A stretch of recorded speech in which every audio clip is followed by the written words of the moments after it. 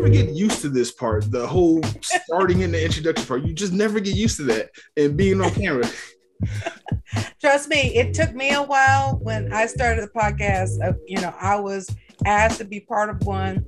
It was a conversation me and Moana had before, and then all of a sudden she did it. She wanted me to guest co-host, and then all of a sudden she was like, okay, you might as well stay. And then and it was one of those that it's like, I have to do my structure to know. And then with us having like the intros before the show go, because we do our show live, it's like, all right, that gives me about 1 minute. Okay, and go. See, I haven't quite worked up my nerve to go live yet, because I'm like, if I'm making these kind of issues like now, and this is a pre-record, like I don't even want to imagine what a live is going to be like. See, Moana started it live, and I learned what we needed to do to make sure it looks, everything looks and feels, good. But yeah, it's one of those. Now, when we have to do things at cons, I've learned we have to record it and then show it, because the unpredictability of the Wi-Fi, everything at a convention center or a hotel, you can't depend on, and then the noise factor that wherever you may be. So record it, see how it sounds, and then post it afterwards. That's important. That's very important. And it's funny you bring that up, because like I went from going from photography only to now doing video, and the first ton of bricks that hit me was like, you got to learn audio now, and remember this every time your camera is on, because oh boy, I've had some embarrassing conversations with some clients and some cosplayers, and like, look, I'm new at this, so we gotta figure something out. There's no audio, but everything looks fantastic. Yes. I'm gonna add my own audio. We're gonna make the music. It's gonna just look all like this, and then we're gonna put text on the bottom, since the audio didn't come through, of what you were saying in that moment. Right. Sometimes it works out, sometimes it doesn't. But like running a business, you just gotta learn how to sell yourself and sell your mistakes. Like the mistakes, you can turn those into successes. Exactly. But that was a great icebreaker. Thank you. Welcome to Blerdcast, everybody. I'm Mark, and today I'm doing another Black Nerd interview with someone who I've not only have been wanting to reach out and do an interview with and just have a sit down and a one-on-one with for so long, but it's just someone who I look up to. Every time I turn over a rock, she's there doing amazing things. Every con I go to, whether she's physically there or not, she has something to do with it. Any cosplay video I watch on YouTube, she's kind of secretly been behind it, and she secretly is why we have Black Girl Magic. But don't tell nobody that. I want to introduce, you are a cosplayer. You are a cosplay photographer. You're a photographer. You're an event planner. You are con queen royalty. I'm sure I'm missing something, because you do like everything. Yeah, a little bit of everything. Intentional or unintentional. But yes, go ahead and introduce yourself and tell the world where we can find your amazingness at. Hello, I'm Dana. You can find me on several different platforms. On the photography side, you can find me under Danique Events. That's DANIQUE Events on Instagram, on Twitter, on Facebook, and you could find me under cosplay as Danique, same spelling, cosplay, on Instagram, Facebook, Twitter, and also on TikTok. And then on the podcast side, you can find me under Moana Nui Podcast. Moana, like the movie, Nui, N-U-I Podcast. We are on Facebook, Twitter, Twitch, Instagram, Facebook, and YouTube. And as far as most of those platforms, you can find out where I am on the con world and anything else that's going on. Because like I said, you're everywhere. Like we're in Atlanta, so like Atlanta has a con every weekend, I found out. And every time I go look up a con I want to go to or some event, I see your name there. I see your stamp, your impression. I see the people you work with and the people you're bringing up. you're there. How do you manage to be everywhere at one time in the geek sphere? Like I said, some of it's intentional, some of it's unintentional. As far as getting there, a lot of times the cons that I've worked with end up being, I call it word of mouth. I started with one con, kind of get my feet wet, and then the people at that con mentioned me to other cons and say, hey, I mentioned you to Anime Week in Atlanta. They're looking forward to hearing from you, for you to work with them. And it's kind of been this rolling effect. And then, of course, when I work with certain cons, some of the guests that I work with, they'll be like, hey, love for you to be part of this con. They can really use you. And that's kind of how it ended up being, going from this turn. I plan on just getting my feet wet, seeing how this con thing is going to be, being a staff member and working with it, to I have working with several cons. Okay. So we're going to get into all your cons and everything that you do. I have some very specific questions I want to ask you, because I've had the pleasure of kind of working with you and being able to take a couple of pictures of you and last year AWA, which unfortunately didn't quite work out, but we'll get into all of that. First, I want to ask you, what are you currently geeking out to? What are you currently reading or playing or watching or just consuming in the geek sphere? Okay, wow. That's a lot. As far as reading, of course, before the pandemic, but even more in the pandemic, on the reading side, I have been really connecting to a lot of the indie creators and their amazing work and supporting their work, because, of course, working the cons and also on social media, we constantly hear how people want more representation, that Marvel or DC or this studio is not giving it to them. But there's so many indie creators that are providing it that most people are not looking that way. They're expecting it to instantly happen with these major labels, but a lot of times you need to look locally. So it ranges all the way from Tuskegee Airs with Marcus Williams and Greg Burnham.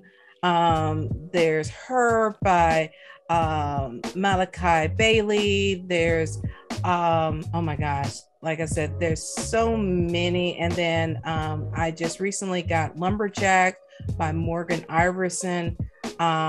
Great series there too. So a lot of the indie comics that are out there, definitely been checking them out, especially those that are from BIPOC creators and have a BIPOC centered characters, main characters, and theme around that.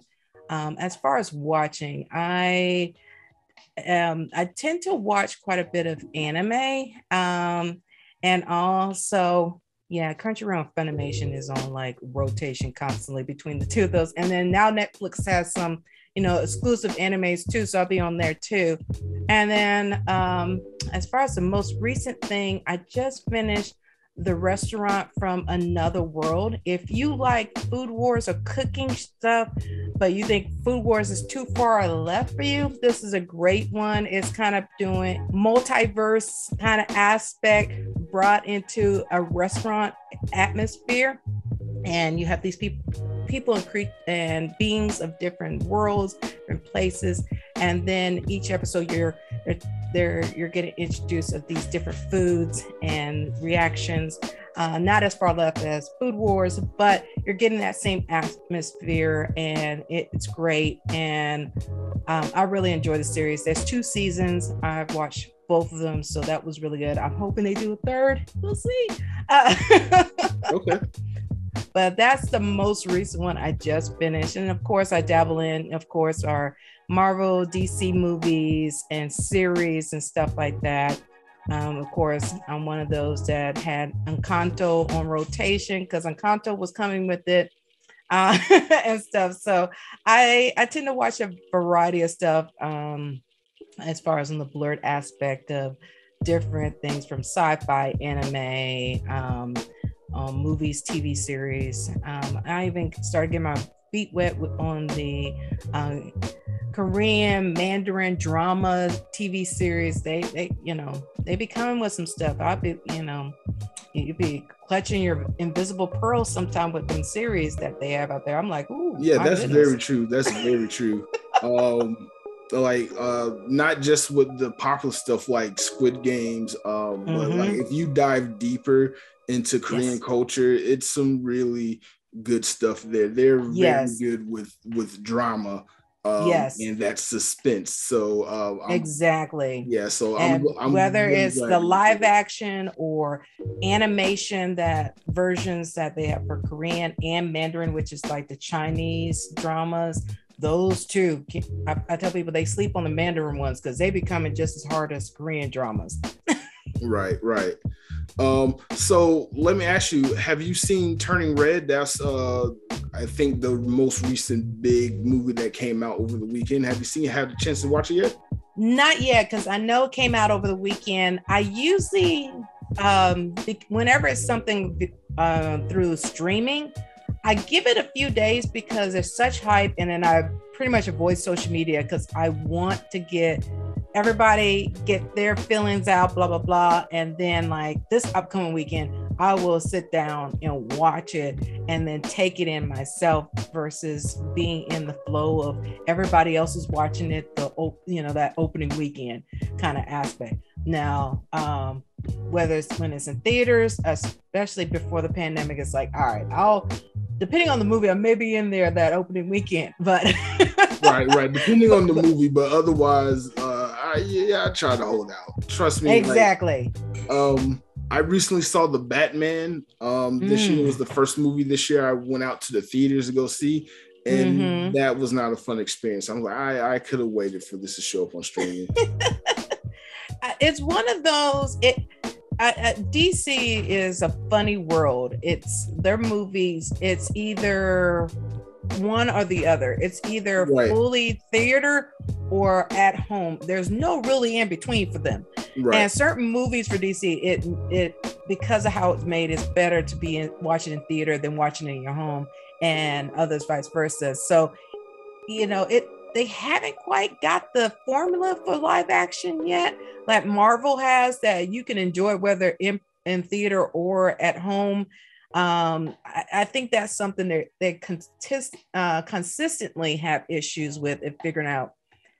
They can't get it to be just as good in one experience versus the other. Right. Okay, cool. So as I mentioned earlier in the intro, you are a very interesting person to me. Since we have met, I did not know how close our spheres of what we do were so aligned. And since I met you, I'm like, I need to pick her brain because like just how you got to, well, I don't know your backstory yet, but how you got to where you are now, I know had to be an incredible journey. So I just want to know, where did it all start for you? Tell us about the younger days. Younger days, it would be definitely when I dabbled into the blerd culture, that was due to my cousins on my mom's side of the family. I'm the first girl, and all my cousins before me are guys. And so when I will see them for the summer or special holidays, they're the only ones I could hang out with. And I was the youngest. So I got introduced to comics. I got introduced to, G.I. Joe and all of this. So it was just like, ooh, I like this. But then at the same time from where I grew up, it was a lot of the stigma back then of G.I. Joe or comics being for boys versus girls. That wasn't a girl kind of thing. And then it was just one of those that most people wouldn't understand when they heard a girl was into that kind of aspect, or it was downplayed that that's for boys. You should be playing with Barbie. You should be doing this instead of just letting people enjoy what they enjoy.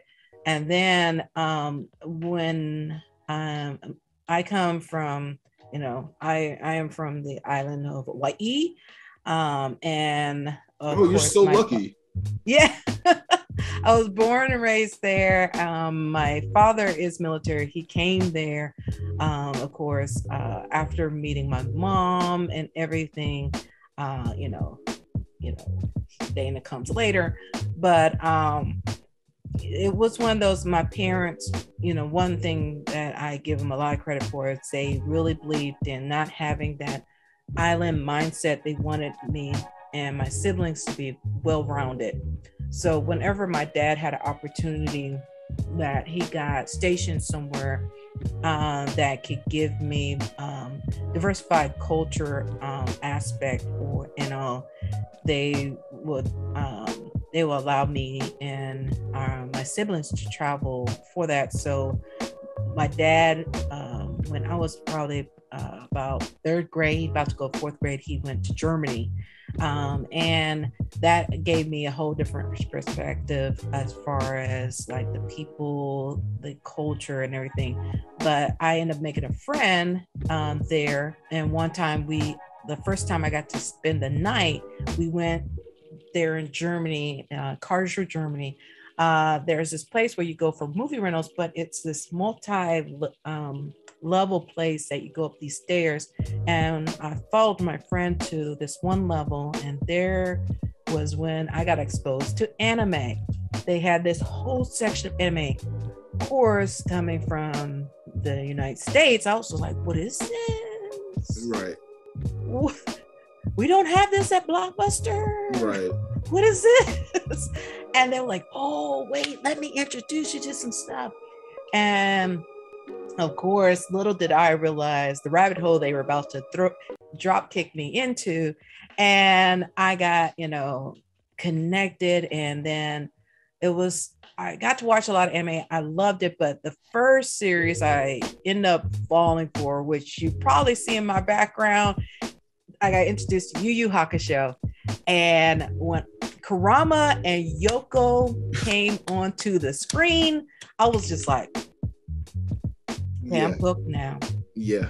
Because Yoko was no joke. Kurama is like that cool guy, smart guy. Ladies loved him. He wasn't studying them because he had his own stuff. He was focused about taking care of his mama and making sure she was right.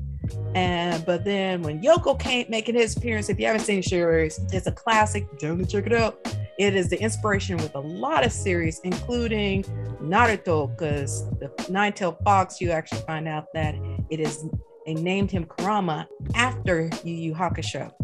And also a lot of our current anime is inspired by that particular one. So that after that, it was just a done deal for anime.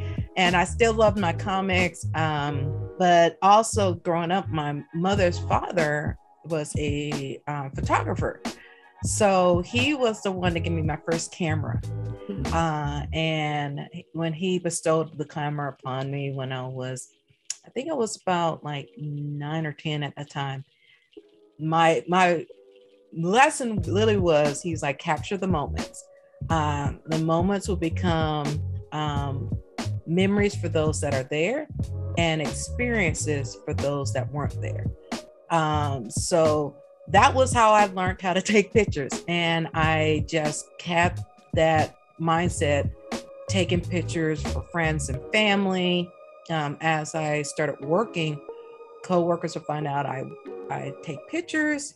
They'll ask me to take pictures of stuff at work. And then it started getting integrated into my actual job. And then, I had my very first official job. I was a birthday party captain. And that's when I got my feet wet with event planning. So it was just like all these worlds started colliding with each other. And, I just kind of did everything for fun initially. And then some of it started integrating into my actual daily job. And it was actually about almost 7 years ago, my current boss and one of the other leaders I support actually came to me after working for them for a couple of months. I had to set my performance objectives for the next for the year, because I had just started with the company. and they were like, hey, we want to give you a stretch goal because we know you take pictures. We've seen some of the stuff you've done. We want you to apply to be a photographer for a convention. I didn't go to school for photography. I didn't do any of this. I'm like, they wouldn't even give me a second thought. They're like, go for it. How about go to a con, check it out, take some pictures as an attendee, just see how you like it. And that was for Wizard World Atlanta when it was here. And I took some pictures, and I was sharing with some of the people that I was taking pictures of in Artist Alley, some of the people from Marvel and DC that was there, some of the artists there, and I was sharing the pictures. Well, they ended up mentioning it to the staff members saying, hey, there's a photographer that's taking some great pictures.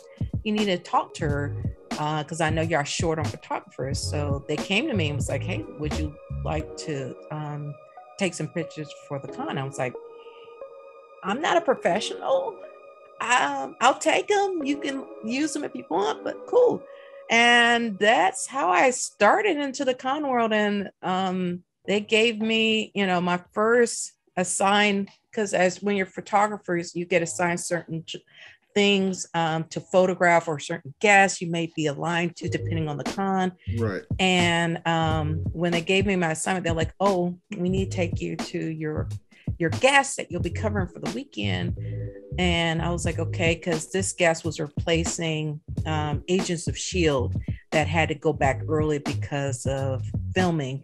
And they take me back there because nobody will volunteer for this mystery guest that they wouldn't tell who it was. And they take me back there backstage to meet the guests. And they're like, Dana, I'd like to introduce to your guest, Mr. Stan Lee Dana. And I'm just like, wow. Because one of the things they tell you as staff, you have to stay professional. You can't fangirl or anything. And I'm like, that was my first one. Wow, the first one? Wow. Yes. But he was a total sweetheart. He asked me how I ended up being there. I said, I came to the con as kind of like a birthday gift to myself. So he started telling everybody it was my birthday and, all this, but Stan was just the sweetest guy. And then at the end of the con, he literally told me on that Sunday, he was like, he wouldn't call me Dana. He would call me Sunshine the whole weekend. And he's like, Sunshine. I was like, yes, sir. Is there something you need help with or anything? He's like, you've been taking pictures all weekend. I was like, yes, sir. But we haven't taken a picture together. I'm like, camera off. Yeah, I would have done that. That's how. And he got one of the photographers to take my picture. And then at the end of the con, he ended up coming up to me to thank me for all my help. And he actually got that picture printed, had his manager printed, and he signed it and put it in a frame for me and gave it to me. And I have it like right here. I always keep it near me, but right here. Oh wow. And he literally has on there Stan Lee and Dana. Oh my God. Okay. So I have a Stan Lee story too. Not as good as that one, because that's amazing. Oh my God. Like all I have is a crappy picture of me and Stan Lee taking on a Razr phone in 2012, but that's crazy right there. Oh, I gotta do better in life. After doing that, I was like, I like this con thing. Yay. You have the best con story, like of anyone who's started out with any con. Like you automatically win. I no competition. Everyone bowed down to you. So back in 2012, I went to Dragon Con and Stan Lee was there. I was supposed to go with a group of friends, but it just ended up being me and one other person. And we was late and we just went through, got our badges, tried to walk around and get as much stuff in as we could, but we just ended up walking around looking at other cosplayers and just taking pictures. And we get stuck on the Sky Bridge at the Hilton going into the Marriott. Because one of the... If any of y'all have never been to Dragon Con, Sky Bridge is known, especially on Friday and Saturday. Right. And like it was weird because there was nothing going on. So it was like, why is it so crowded? So we get up to where we're going across the bridge, and one of the hotel security guards is holding up the person in front of us because they don't have their badge out. So nobody was allowed to go until this person showed their badge and get across the sky bridge. So I had mine out. I was like, cool. I'm just, it was an elderly gentleman. I'm gonna just wait for them to go. I'm not gonna, run past, old people. My grandmother taught me with some respect. Yeah, exactly. So I'm not gonna do that. So he pulled out the badge, put it back in his pocket, and then his assistant, they all walk in front of us, and then my friend, she like keeps stabbing me in my side, but very quietly and discreetly, but she's just stabbing me in my side, and I'm like, stop, it hurts, it really hurts, please stop. And she's like, that's Stan Lee in front of us. And I'm like, no, that's not Stan Lee. That's just a really good Stan Lee cosplay. That's a really good Stan Lee cosplay. And then as we approach people going the opposite direction, they're just like, oh my God. And then they all like collectively freak out, but then quietly get their composure together. Yeah. And just was like, we're just witnessing a moment type of thing. Yes. So we go across the sky bridge, we get to the other side, and I was like, you know what? We're all here because of him. I know I'm not supposed to do this. It's out of character. I was like, excuse me, Mr. Lee. And I just gave my spiel. You're the whole reason why we're here. I'm one of your biggest fans. I've gone to this con every year. There's a Spider-Man right there. And there's nothing wrong with that. And he, I just asked for a picture. He was like, all right, you get one. Yes. And he put his arm around me, and me, my cheesy smile, my little red shirt, and my friend took a picture on my crappy Razr phone. It's dark. There's no ISO setting on this camera. So yeah, I have it up on my Facebook page, but you took the cake. You have it. Oh my, nobody will ever be able to get that again. You just don't know. I was telling people, like, after that whole weekend, I was literally debating on changing my name, because I was like, how could I explain this to the county, the reason for changing the name? Stan Lee called me Sunshine. That's why. That's a good reason. My name is Sunshine. Any logical person will go to you and be like, that's a very good reason. Yeah. Wow. But yeah, he was a total sweetheart. Working with him, and that also made me want to work as staff, because I had such a positive experience working with a guest, because someone of his stature, you would think, I need, you only give me green M&Ms, all this kind of stuff. And he was just sweet. And then he'll find out like, oh, that, Sunshine, this particular guest doesn't have a photographer covering them. Do you mind covering, this for them? And I was like, okay, take me to whoever it is. And he'll take me over, and it's like, oh, it's the guys from Boondock Saints. Hello, hi. And he'll just, like you said, he kind of has this old walking thing. He's got to keep a couple people with him, but he just walks around and he talks to folks, and he just be acting like he is a completely nobody. And it's like, no, sir, not here. Not here. He's so humbled, and just like, it's like they say you shouldn't meet your icons, but but like I was just like he's such an honest, or he was such an honest, nice person. And like nobody you can go back to the 60s, the whole Jack Kirby stuff, but you could tell he's learned and grown from things. Exactly. Everybody's human, make mistakes, and he knows that we're here for this. We're here for this. And the fact that he would just go to con after con until his health deteriorated, then he won't travel on the East Coast, just shows like so much dedication to the craft. Exactly. And as he got up in age, it was amazing, like especially when I got to work with him, which was in 2016, and how sharp his mind was, because like we're behind the stage and he's like, oh, we got like 15 minutes. Is there anything you've ever want to ask me?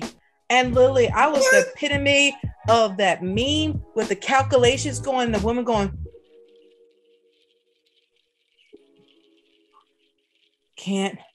I can't mess this up. I can't just ask any question. Okay.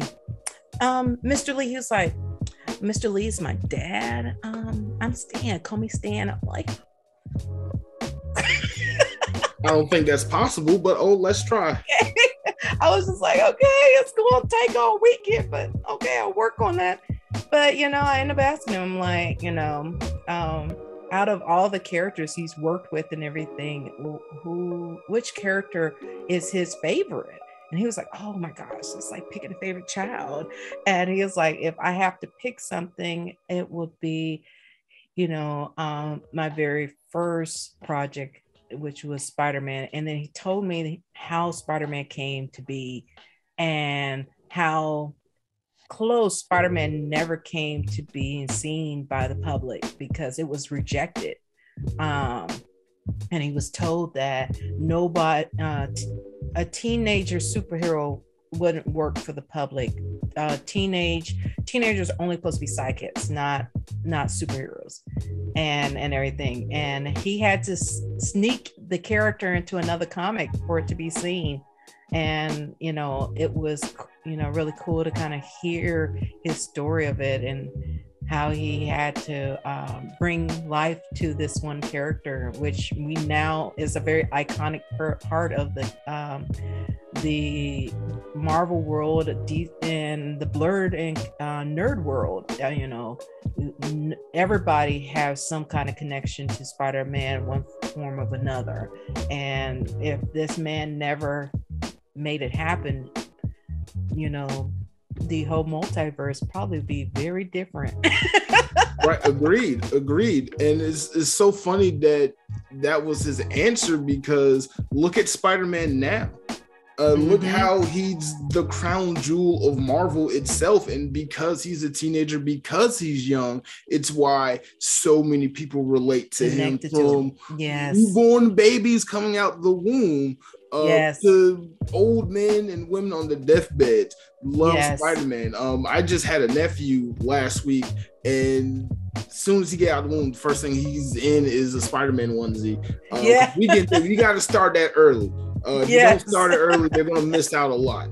Yes. So that's so amazing. God, what would be my question? You know what? I'm going to leave it to the community. I'm going to ask the community if they had an opportunity to ask Stan Lee one question, what would it be? That's a great thing.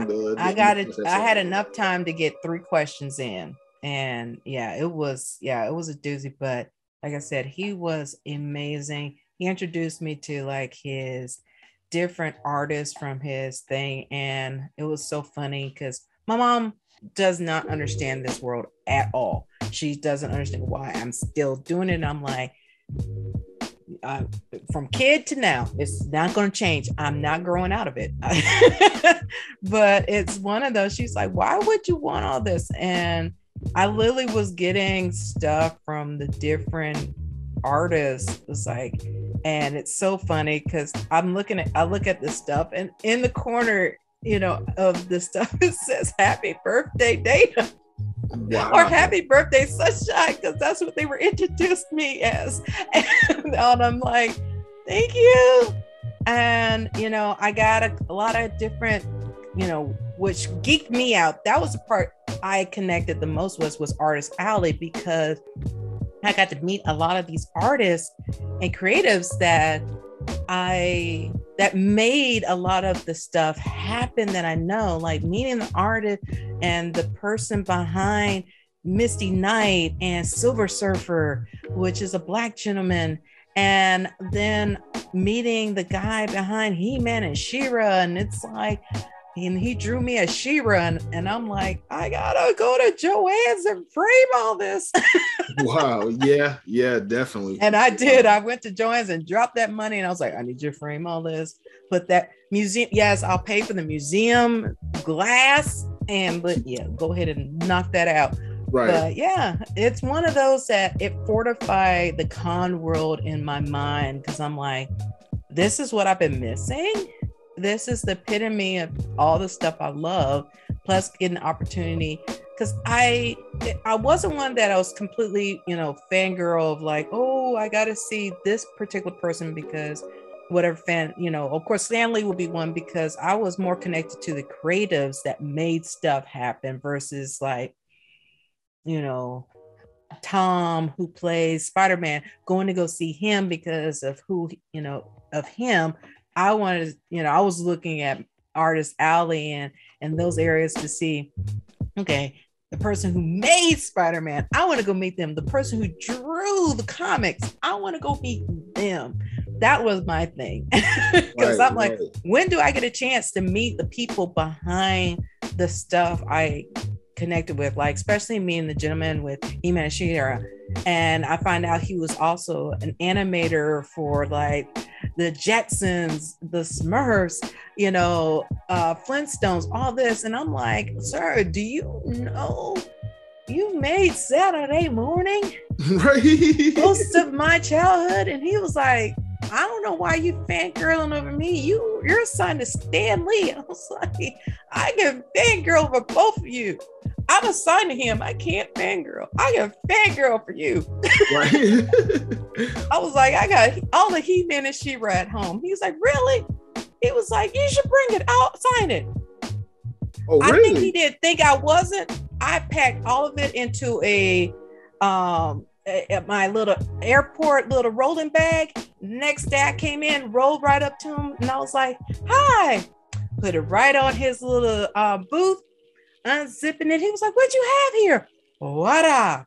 Here. All my He-Man DVDs. It's all my She-Ra DVDs. And he signed every one of those. Wow, I'm secretly kind of jealous. I need to do more stuff at cons. Wow, that's so crazy. And I just have like a ton of follow-up questions to ask you. Like, what are the other two questions you got to ask Stan Lee? Who's your favorite artist from the Artist Alley that you got to meet? And I'm gonna save the rest for as we go on. Okay, those two things first. Of course, the next question I asked him, you know, was with Marvel turning so many of his characters into live action movies, I was like, which movie did not meet your standards for it?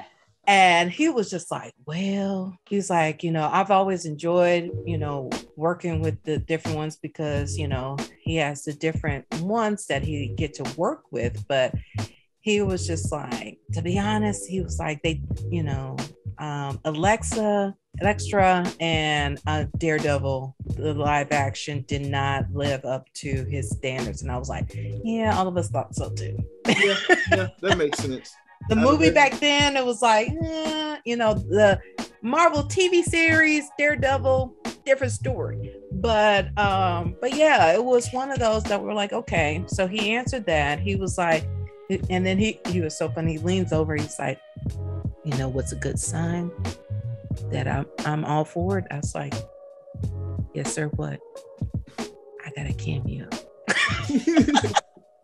He was like, if you don't see me in it, you know, they didn't talk to me about it.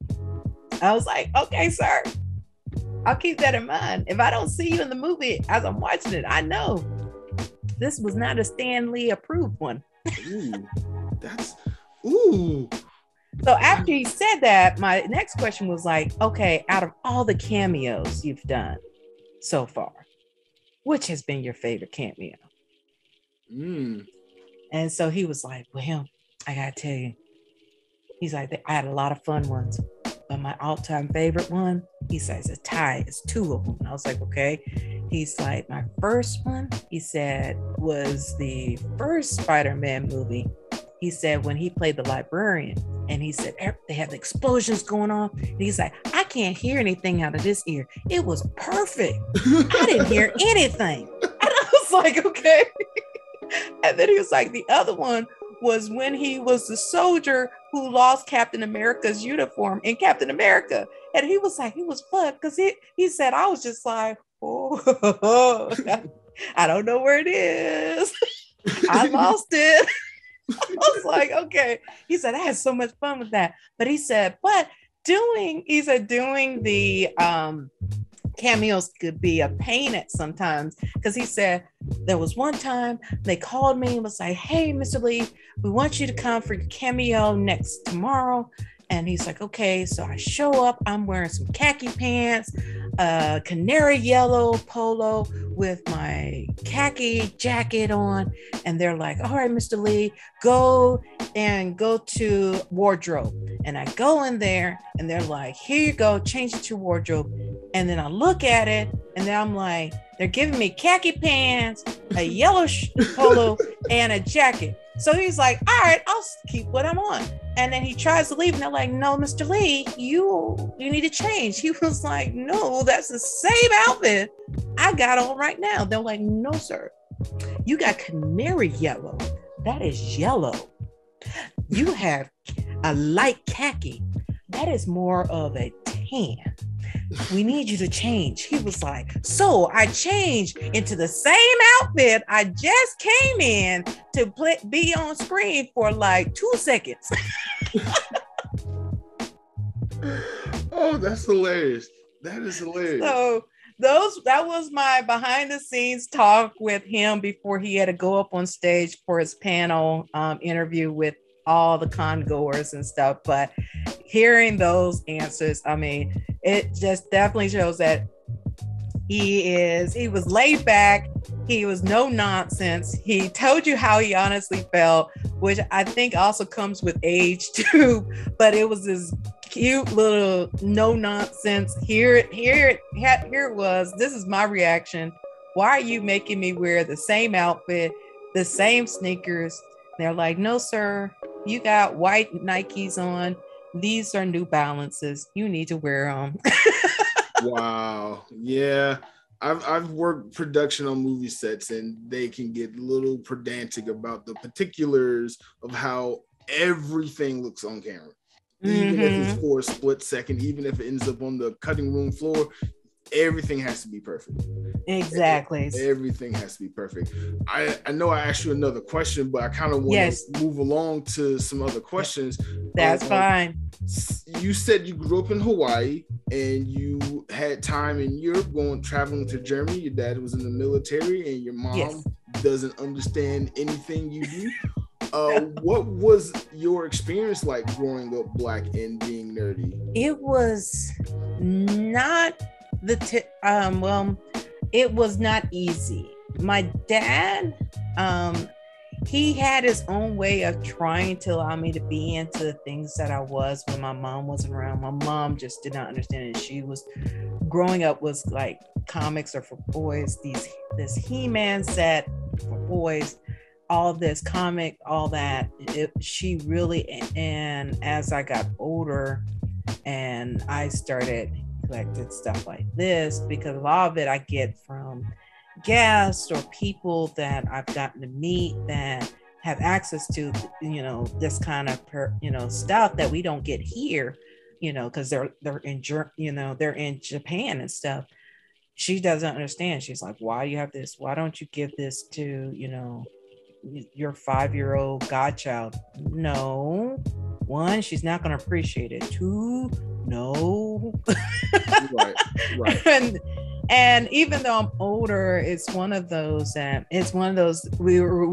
it's come to the conclusion we'll agree to disagree aspect of that. But I tell people the culture of today is much easier on younger nerds coming through because it's now acceptable, versus when I was coming up, it was like anything nerdy or anything, it was like you were asking to be teased, to be bullied, all that kind of stuff. So when I was at school, I really didn't talk about it until I ended up, like, my best guy friend, I ended up hearing them one time mentioning an episode of Dragon Ball Z, and I was like, word? And so I turned to him and I'm like, oh, and I say something about that episode. He was like, excuse me? He's like, you watch anime? I was like, yes, we do. And after that, it fortified our friendship. We've been best friends since. Whenever I go and see him, we have what we define as a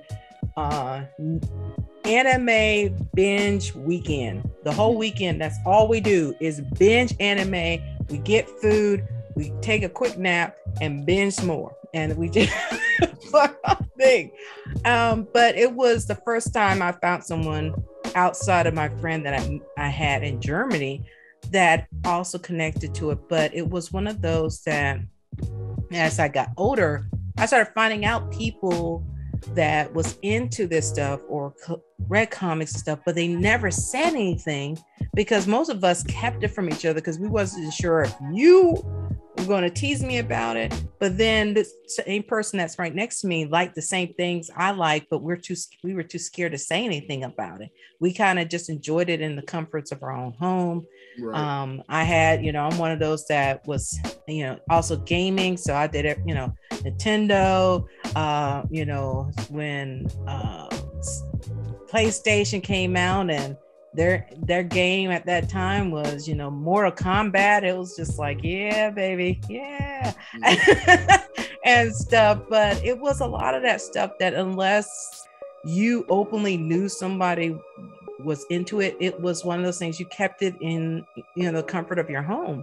And then as time has progressed and the more people have accepted anime and gaming and everything else, now it's like people can openly, my godchildren, it's like they can, I hear they talk about how they talk about whatever game they were playing and stuff like that. And you actually can do it at school and outside of, school with that. So I love that the culture has changed in that aspect, that it's not a faux pas for you to be nerdy. It is now more of a positive thing to be nerdy in today's time. Right. That's good. That's good. So with everything that you've gone through in your life experience and how you got introduced into the con atmosphere, I'm very curious to know, how did you get into cosplay? Oh, well, cosplay was not a world I was planning to get into. I, of course, had been photographing, for cons for a couple of years, by a good 3 years into photographing for conventions.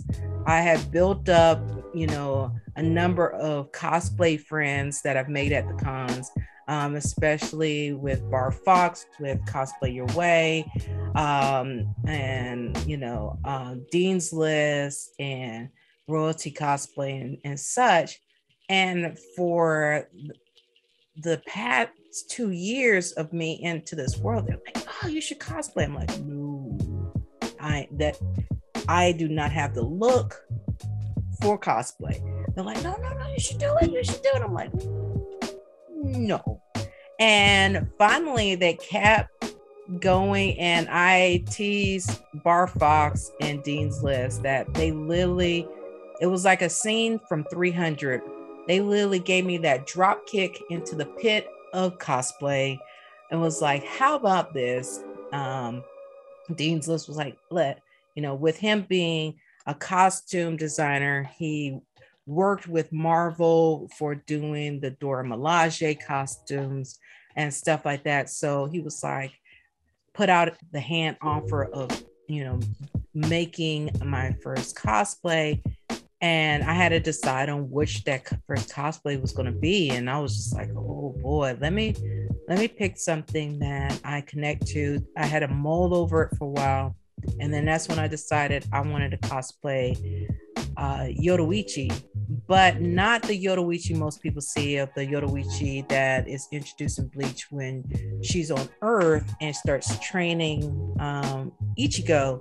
I wanted to be the Yoruichi she was known for, that she got her stigma for, the Captain Yoruichi, that everybody in the that are captains for the Soul Society knows of her story of.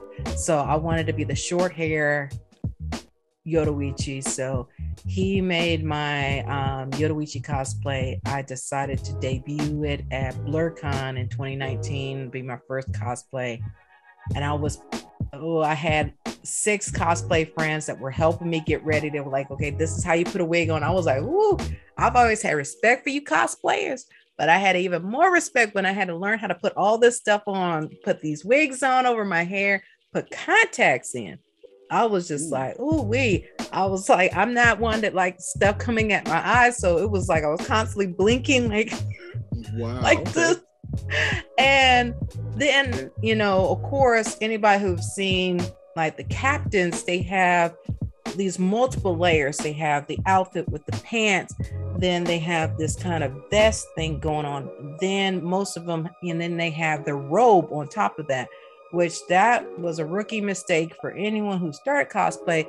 Do not do 3 layers of clothing in July in the summer in any part. Yes. So I was like, I came down, I was like, it's hot. I don't know about this. I turned to my cosplay friends. I'm like, yeah, I have 1 hour. I am going to change out of this in 1 hour. And they're like, no, come on, you got it. I was like, it's hot. And as soon as I came down, there was a mother with her little girl. And I happened to stop right beside a Storm cosplayer. And the mom comes up and says, hey, can we take a picture with you? And so I stepped back because I was like, they want a picture of the Storm cosplayer right here. So let me step back. I'm stepping back, and then the mom's like, no, ma'am, excuse me.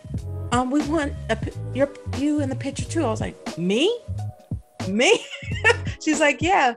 And so the little girl, maybe about 2 years old, and my fellow cosplay friend and fellow staff photographer, Mahogany Wings, she had my camera, and right then the little girl, she's coming up, and I was like, hi.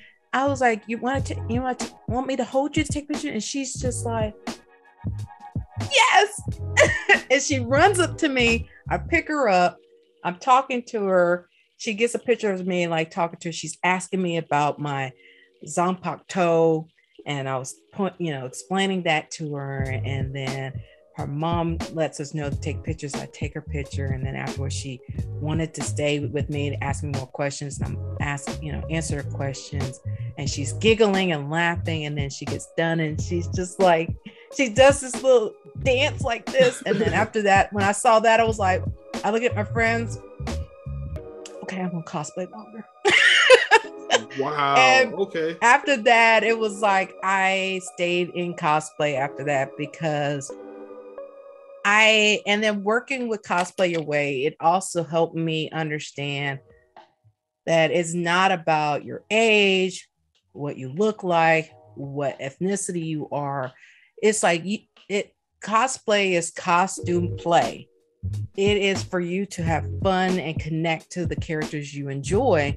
And it helped me break that stigma in my head that I had to be this 18-year-old something that is only a size 3 cosplaying. And then I started diving into it. And of course, because I have been on the photographer side, everybody told me it was a natural fit because when someone asked me to pose, I go right into what I think in my head, how I should pose as that character.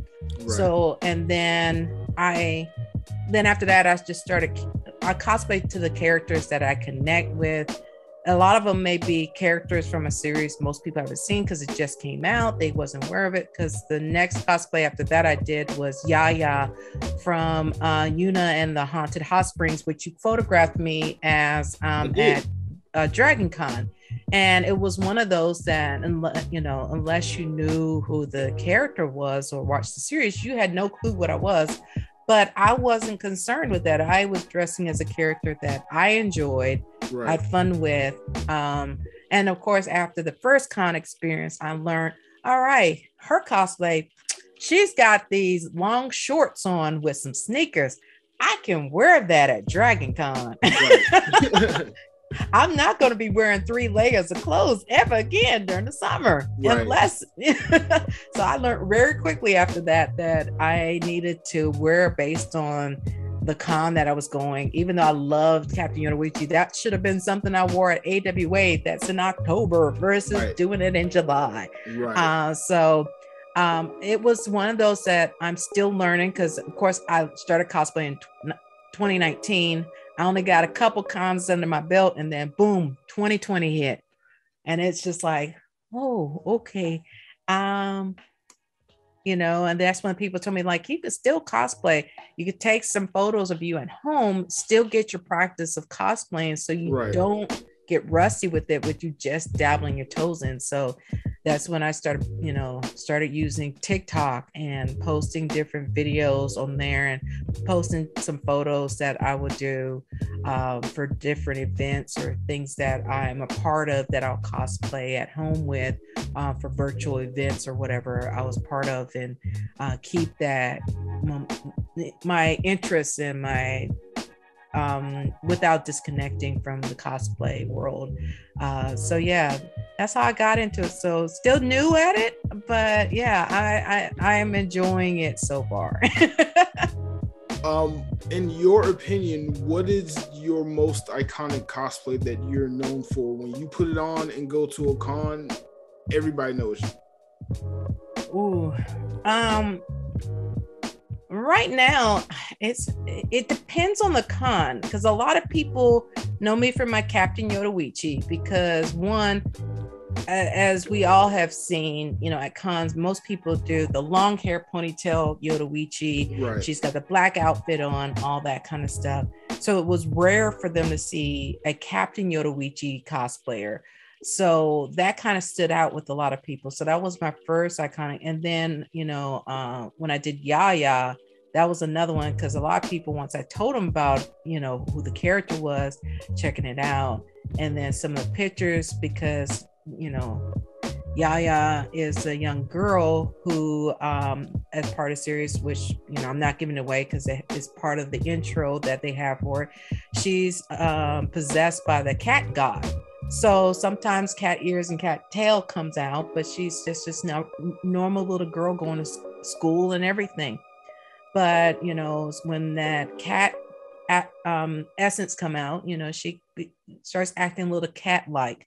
So that became one that people stood out, because I did a couple pictures of me acting like a cat in it, and it kind of stood out. And then the most recent one was last year. I cosplayed as Captain Hibana from Fire Force. And that was one that everybody was just like, whoa. I had a lot of people reaching out to me, and I wore it last year at BlurCon, and I had people walking up, and I actually got custom contacts done that made my eyes look just like hers, with the little blue cross and everything, which are hard to see from. Everything looked like I'm in a fog. So someone had to walk around with me. So when someone come up, someone had to tell me, hey, they want to take your picture. And I'm like, oh, okay. Who is it? Right. But it was cool kind of doing. And then of course, I had some fellow cosplayers that was like, hey, we're doing a Fire Force photo shoot, launch a part of it, which ended up being funny because I was the only woman that was there, all guys. So I'm Hibana. And then I made a joke about, hey, I look like, me being the only woman and all these guys, it reminds me of that Razzer meme. So of course I had to get the photographer to take a picture of me sitting by myself and have the guys around me. Right.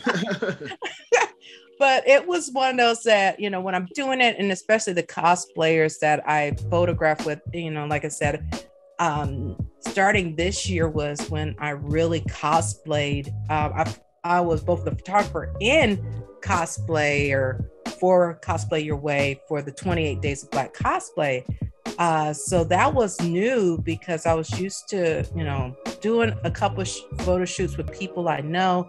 But then now I'm photographing for this big project as not only the photographer, but now I have to get in front of the camera. So it was like, oh wow, this is new and all. But I tell people, when you're getting into it, you surround yourself with people that is going to be your support system, because that's going to be your encouragement and help you.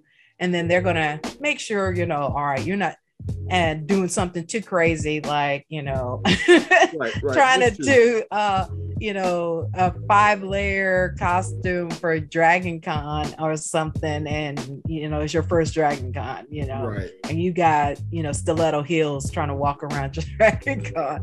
So that is a no-no. That is yes. a no-no. You will see people doing it, and that's when you look and it's like, oh, they're by themselves. They don't have nobody here to tell them. Oh, they want to learn today. Yes, they showing up do. All right, so I got a bunch of bonus questions to ask you because for my audience out there, we're both cosplay photographers and we both go to cons. So I kind of want to get into some little industry secrets and just kind of pick your brain about some stuff, just to see if I'm the crazy one, if I'm the only one going through some of these situations before. Okay. So you kind of answered this already, but my first question I want to ask you: what is that transition like for you from going from behind the camera to being in front of the camera? Because I lose my mind. Like right now, I'm literally sitting here watching myself like, okay, am I doing this right? This is so weird. I really just want to just cut me out and just let you talk. I'm sitting here I'm going to process this. So I'm really in my head when I'm in front of the camera, which is why I try not to do it. And I became a YouTuber, so. Yeah.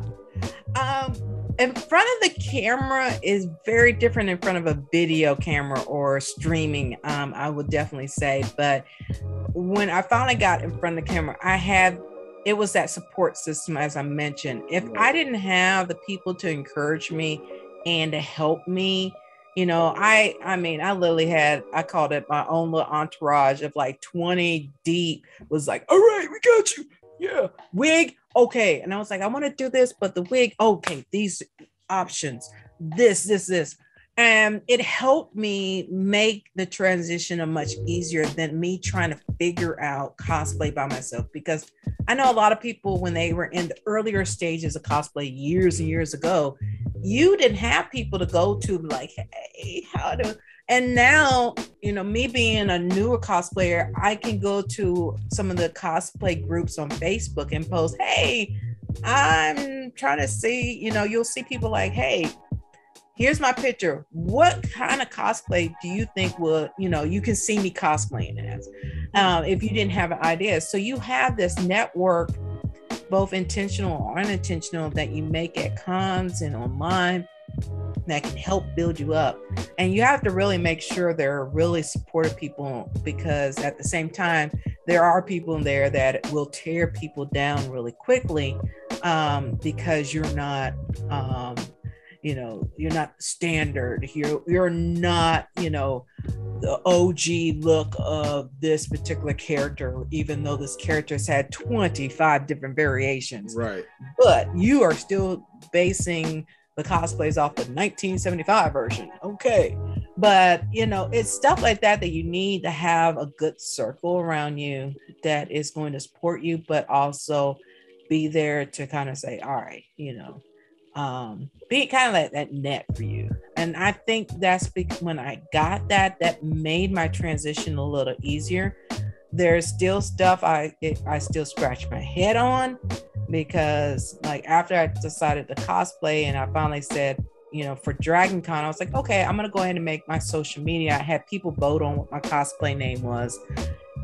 And I said, all right, I'm going to create it. I'll create it in time for Dragon Con. And not even, this is the world. I've always heard women cosplayer or femme cosplayers mention that, like, not even 15 minutes into it, I had guys popping into the inbox, and our only picture on there is me as Yoruichi in 5 layers of clothes. And it's like, hey, here's a picture of me in the bathroom. You look cute. And I'm like, let me look at my picture on my Instagram again. What is saying that? Send me. Okay. So it's one of those that I was like, I went to my female and cosplayers, and I'm like, yeah, I just experienced what y'all I've always told me about. And they're like, you only made your account like 15 minutes ago. I'm like, yeah, look what they. Wow, I had no clue. Like I understand as a woman, you constantly have to deal with that. Everywhere it could be, hey, how you doing? And then I get it. Yeah, but the purpose behind cosplay is not consent. Right, exactly. Wow, that's crazy. 15 minutes. Yeah, I had just created my Instagram account. 15 minutes into it, I had 2 messages already from these 2 guys, and I'm just like, and then one guy, he got upset. This other guy later on, like, I'm at Dragon Con. I'm not looking at my account. He sends me a message.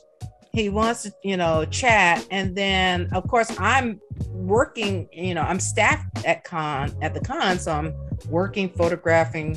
And anyone's been at Dragon Con, it's a constant, most cons are 24 hours kind of con. Right. So I haven't looked at my social media in hours. And when I finally got off, I had multiple messages on Instagram.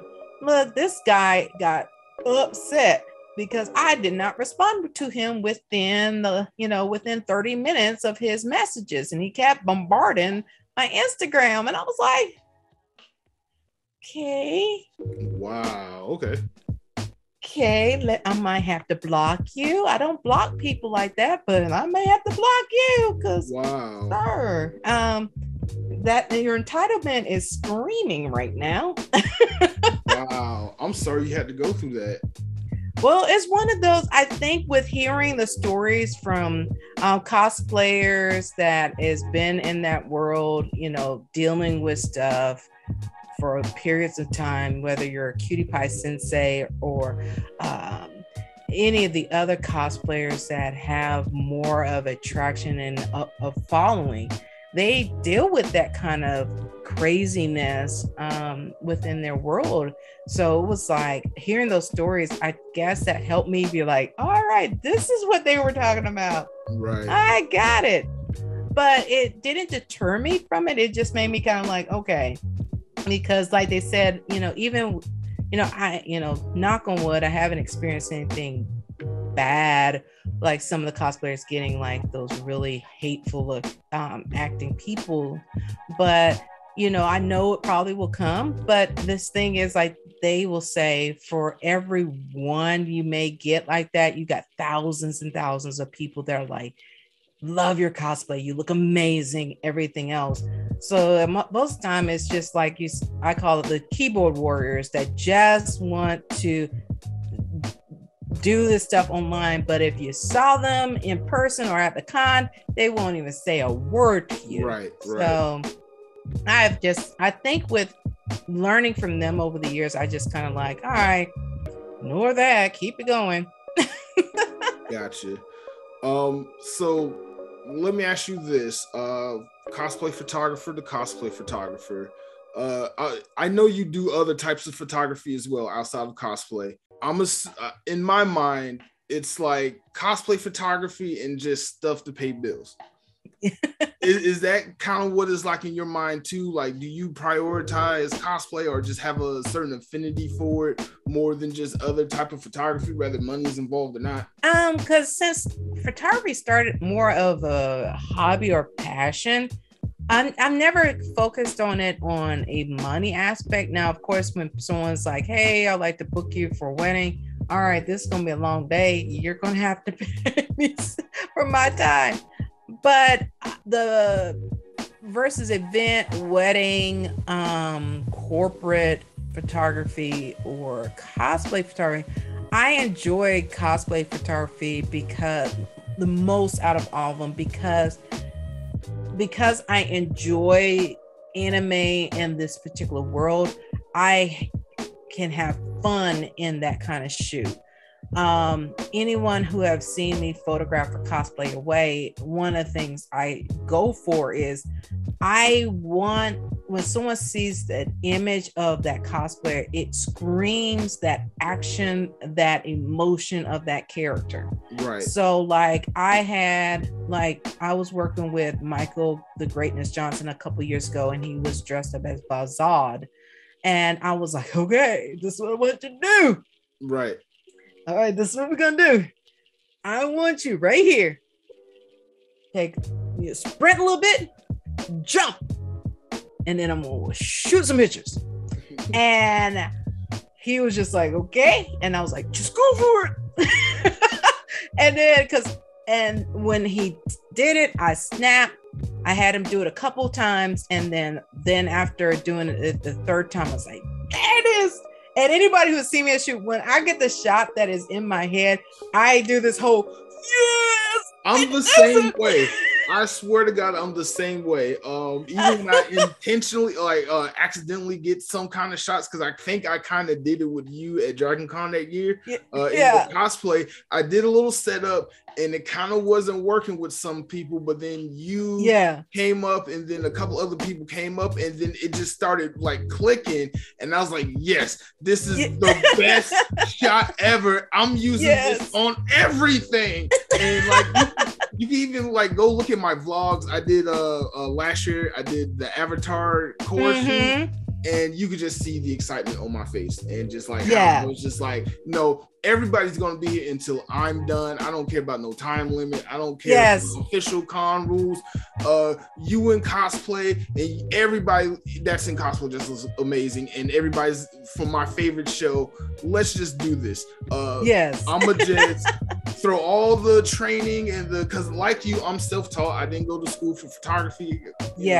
Have my ways about that, but I find it easier for me to enjoy a cosplay shoot because, like you said, you can have fun with it, and you just kind of, as a photographer, more relaxed. Because I've gone on shoots, I teach classes, and I'm like, okay, got to do the structure, got to be the business, blah blah blah, and it's wash, rinse, repeat. And then a cosplayer comes along, and especially if it's somebody who I'm like, okay, either your cosplay is amazing or you're a Power Ranger and you automatically doing the best for me. So I'm like, I'm gonna just throw everything at you, and you just prepare for it. If I say do something, do it. Trust me, it's gonna come out fire. Yes. And it's so funny because when I'm doing these shoots, I, especially like you said, characters that I connect with. I remember Tylin Kale. She was dressed as Blade, and I was like, okay, this may sound crazy, but go with it. Right. I want you to look over your shoulder with your sword. I want you to pull it and looking over your shoulder and show your teeth. And she's looking at me, and I was like, trust me. She's like, this looks crazy. And I was like, no, trust me. And I took the picture, and she uses it a lot of time on when she's posting photos for stuff, because it literally was that iconic Blade look that he is, grabbing his sword like that. And that's the thing. And then even behind me, there's a photo of that I took of another cosplayer, and she's another amazing one. Shellen, great cosplayer, but she was doing Vegeta, and I was like, okay, I need you to power it up. Come on, I want you like this.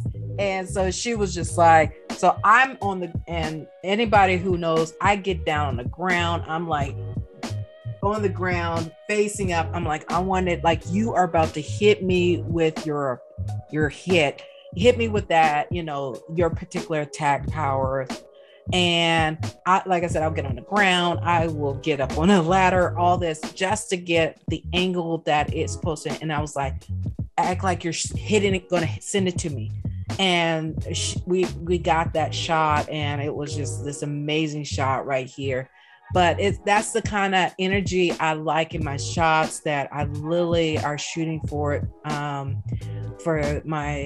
cosplayers that I shoot, because I'm just like, all right, you are Carmen Sandiego, so I'm gonna have that, have it a little bit like shadow going, because Carmen, she want people to know her. Right. You're gonna be like, You just don't realize I'm right here kind of aspect. Or, you know, whether you're dressed up as, you know, Kurama or something, I am. And even if it's a character I'm not familiar with, I literally, if it's a character I'm not familiar with, I will ask, hey, question, okay, what character are you? Right. Can you tell me about it? And then that also gives my imagination going. When I see how passionate a person is when they talk about their character, then that's like, all right, I got to shoot you.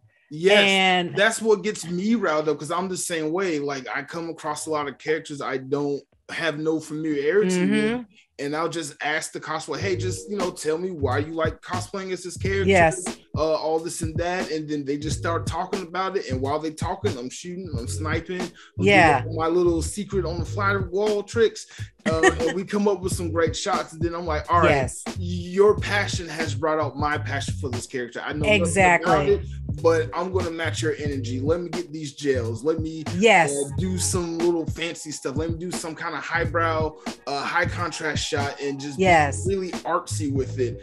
Exactly.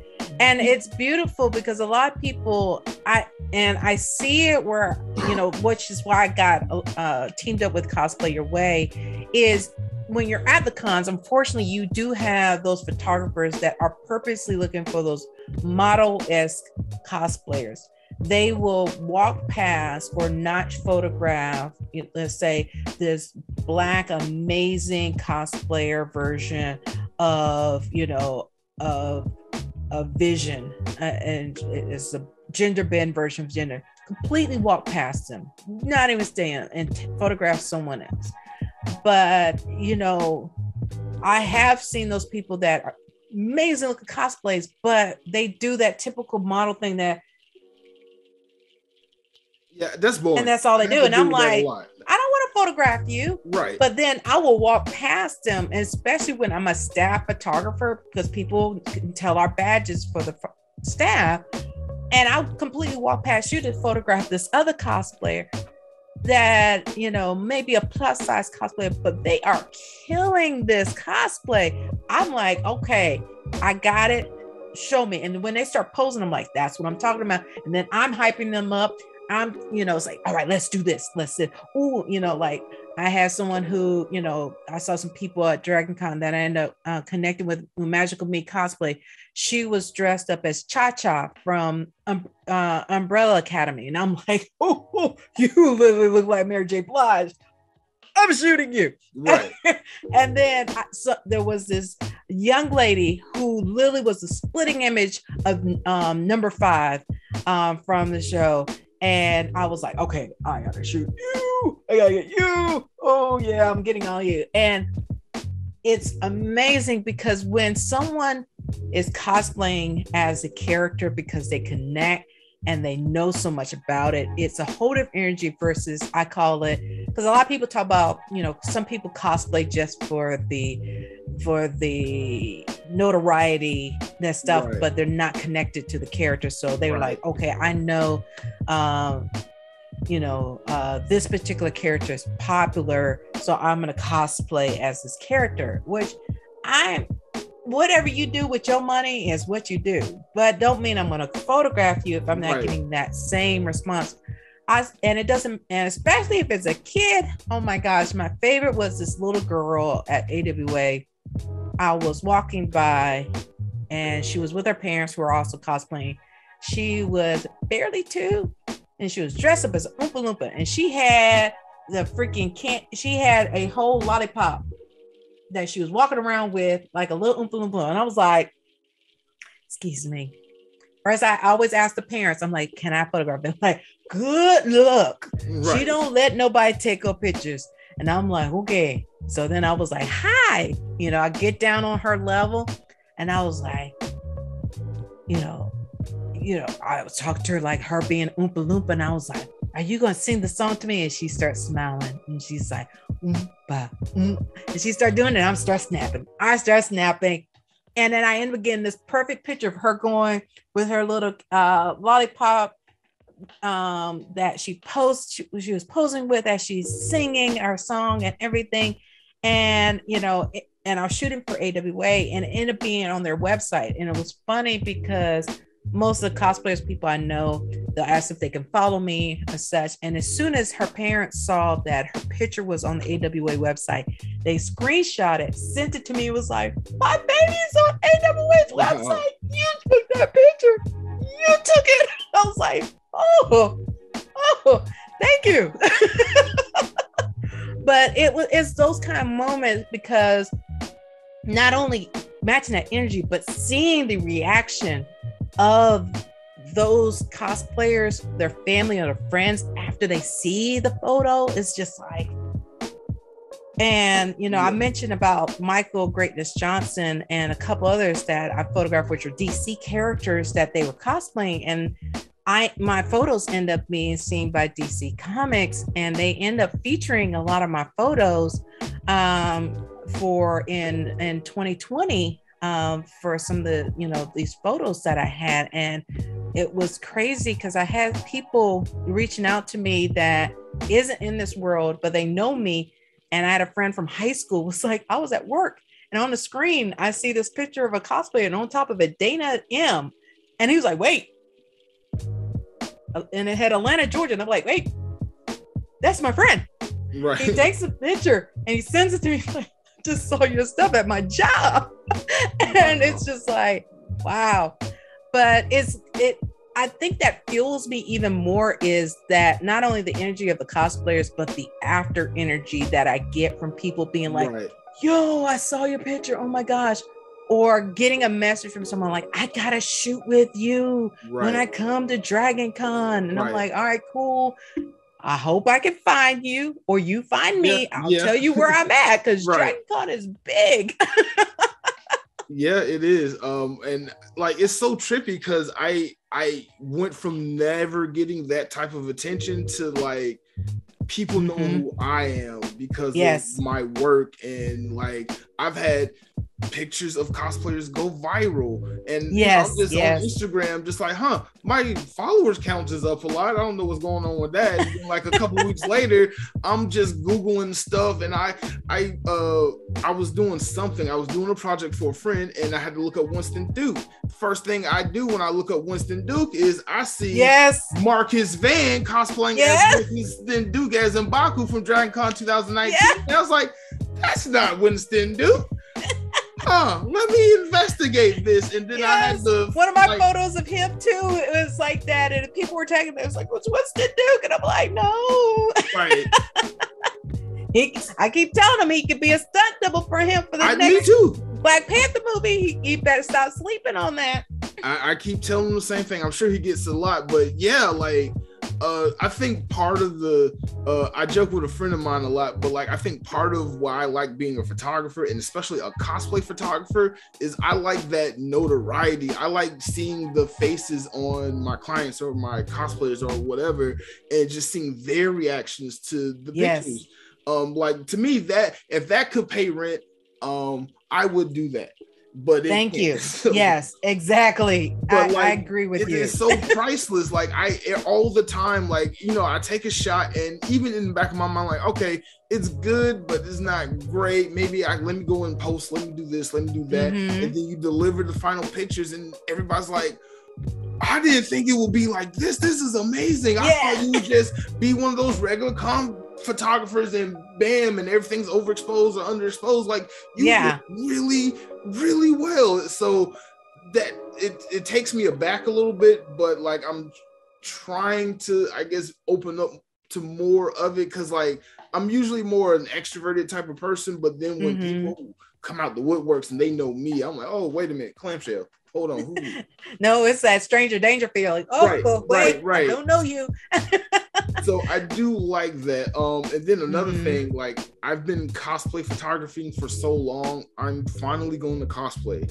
2022 will be the year I get into cosplay, because I'm like, there you go. I'm so tired of preaching it that anyone can cosplay and making everyone beautiful. Because you brought up something interesting. You, like I said, the cosplay your way. That's the thing. Anyone can cosplay. Yes. But you brought up something interesting. Like, you go out to a con and you will miss the model-esque like $100,000 cosplay builds and look for the the less, I don't want to say lesser than, because no one's lesser than, but you look for the more obscure cosplayers out there who are a little too nervous and shy. Like, I seek those people out.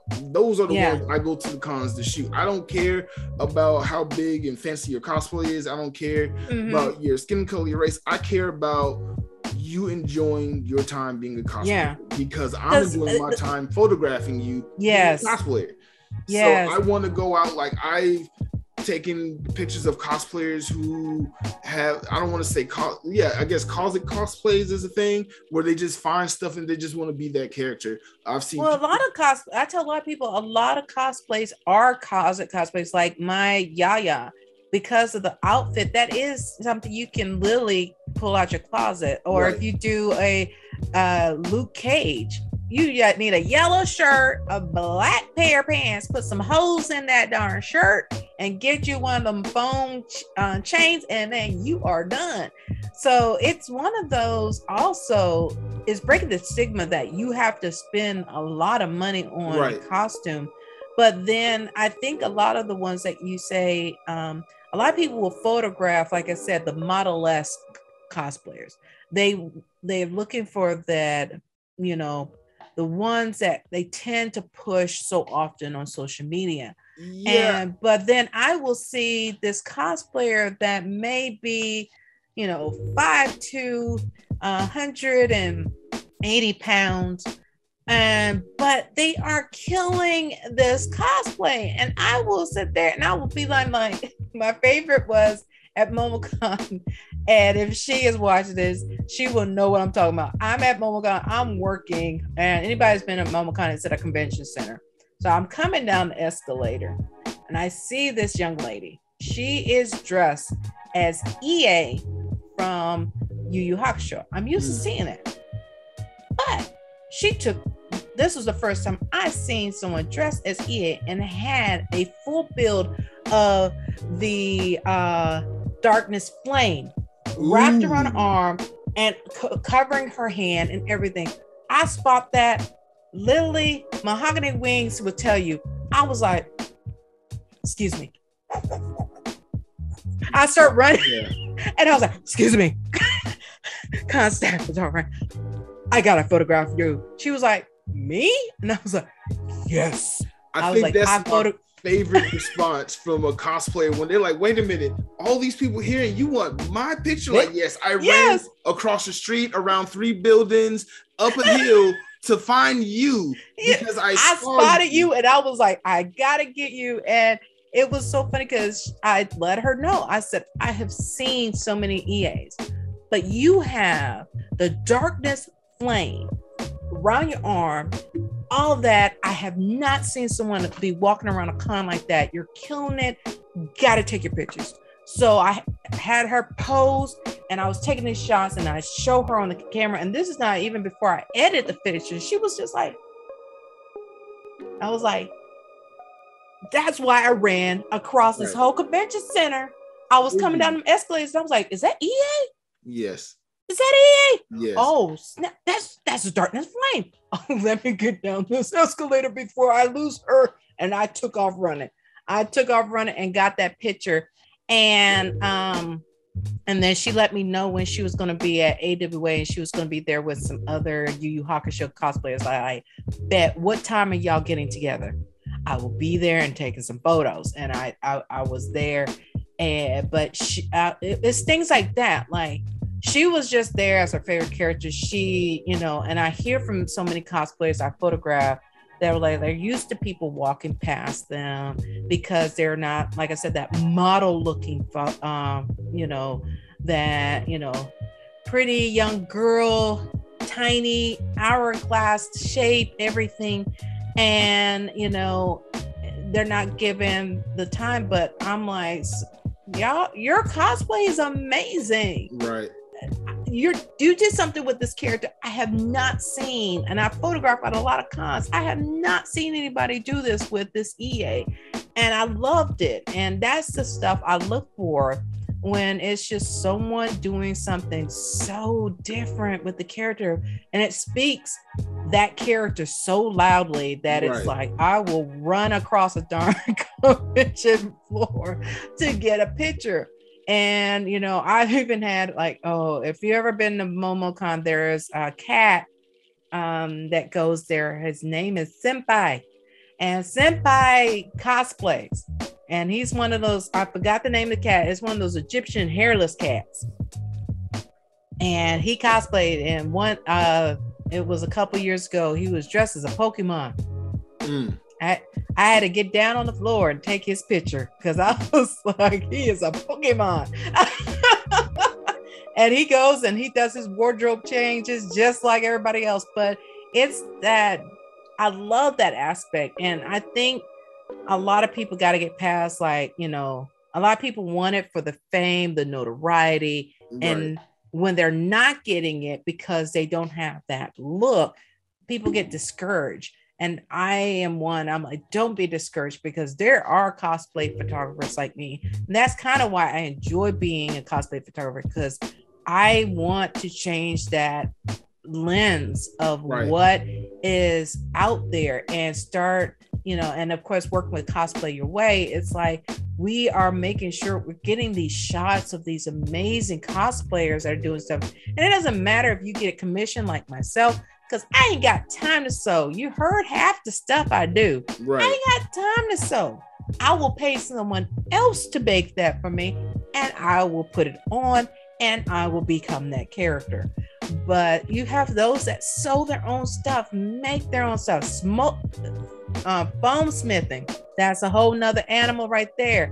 And then the ones that actually deal with metal and wood and all that kind of stuff. The and ones make that stuff. Engineer lights into their cosplays and like actually solder the wires together. Exactly. And I'm just like, not me. Mechanical things like,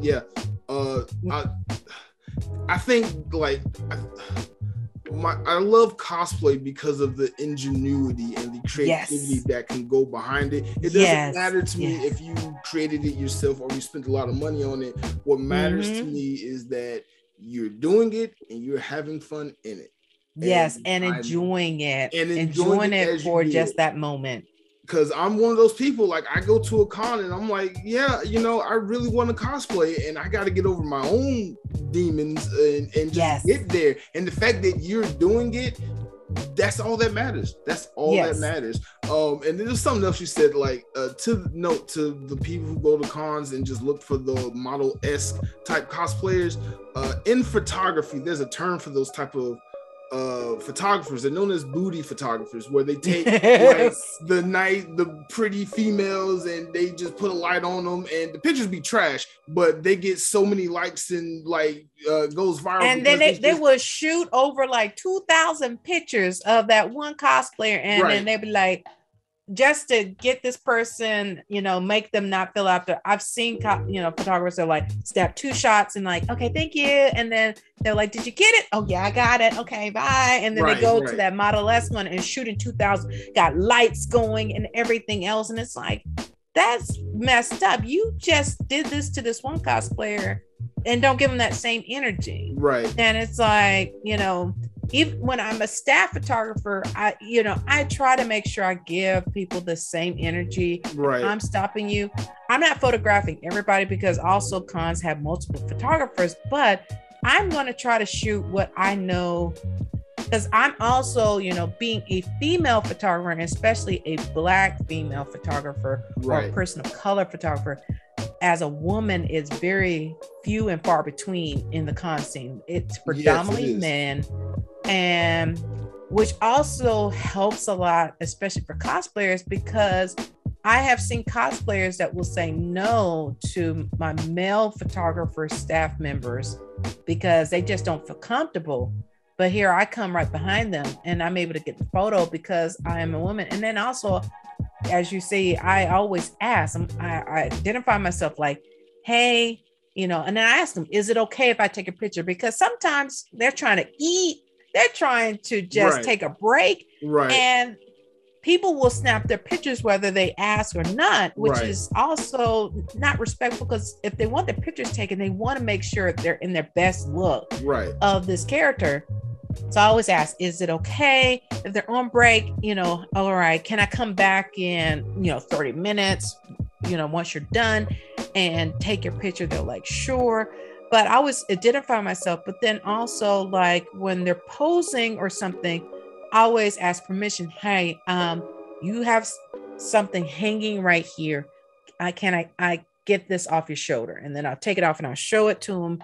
And that way I make sure I respect their boundaries, because whether it's a guy or a girl, people have their boundaries of personal space that you should respect also as a cosplayer. And unfortunately, also in that world, we have a lot of photographers that give photographers that are respectful of cosplayers a really bad name, because there's so many, you hear horror stories of these guys that just buy a camera. I don't call them photographers. They just buy a camera because anybody can buy one, whether it's at Amazon, Best Buy, wherever.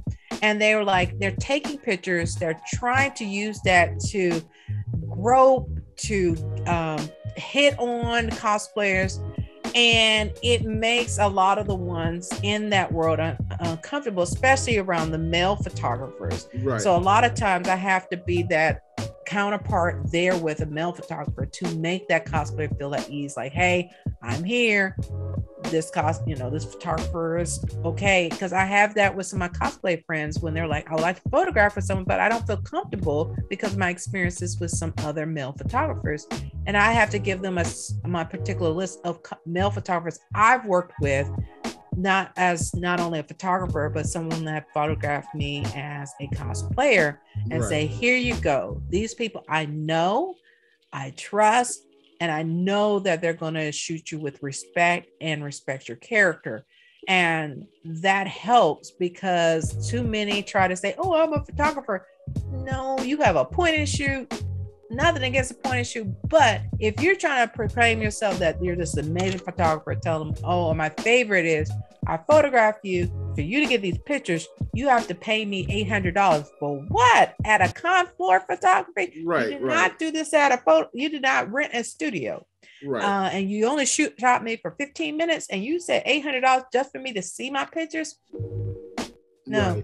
And it's kind of that bait and switch. So there's a lot of them out there. So I always tell, I try to help counter that within that world. And it really helps, like photographers like yourself and myself, helps that world, especially a newbie, because a bad experience with a photographer can make or break someone want to stay in the con world too, or cosplay, because I've seen so many people stop cosplaying, they stop coming to cons and stuff because of these negative experiences. And it's one of those that the cons that I have worked with, I love the fact that they have a vetting system for their photographers to make sure they have photographers that meet the level of that con. Because they could easily pick up any photographer because they just need someone to take pictures, but you are the brand and you're representing the con, so they need to make sure, okay, what kind of equipment you are, what kind of pictures have you taken, making sure so that was weird. Did not know that was going to happen. What was the last question I asked you again? Where were we before that happened? I'm trying to remember. I know we got onto about the experience, of being photographers, making cosplayers feel comfortable, not going for the model-less kind of cosplayer, and all. And then it really takes that and changing the stigma of cosplay photographers within the cosplay world, in con world especially. So yeah, we were kind of talking about that, but and it's definitely one of those that where we left off is just, unfortunately, the photographers that call themselves photographers and all they're doing is shooting, wanting to get the little model-esque cosplayers and grope or make them uncomfortable. Or my favorite is all right, so a lot of technical difficulties. We're just gonna call this end of part 1, and we're gonna have to continue this on another episode. Thank you for coming on. Let's do part 2. Thank you for coming on. I'm gonna get all your social media info and just put it in the link of this video, and we're just gonna have to continue because I don't want it to cut out again. So thank you everybody for watching and listening. on YouTube, Anchor, and Spotify. We're definitely going to be back with another one.